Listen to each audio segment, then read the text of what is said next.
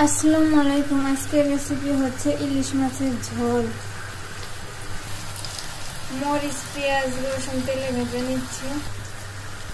লাউ, পটল, আলু, কলা কেটে ধুয়ে রাখছি।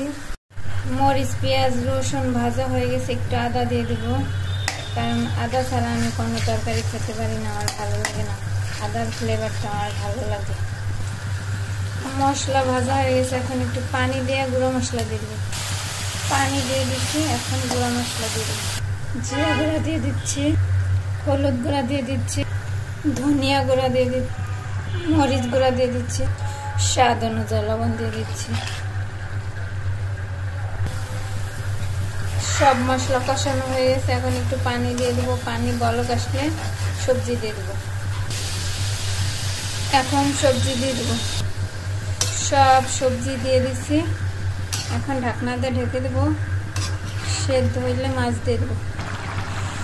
সবজি কষানো হয়ে যাওয়ার পরে একটু পানি দিছি, এখন মাছ দিয়ে দেবো। মাছ দিয়ে দিচ্ছি।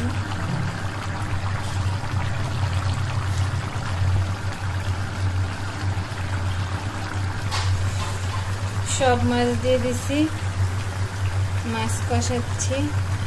মাছ কষানো হলে একটু ঝোলের জন্য পানি দেবো। মাছ কষানো হয়ে গেছে, এখন একটু ঝোলের জন্য পানি দিব। ঝোলের জন্য পানি দিয়ে দিছি। ঝোলটা কমলে আমার রান্না শেষ।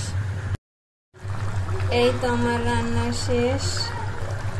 মাশাআল্লাহ, অনেক মজা হয়েছে। ধন্যবাদ সবাইকে।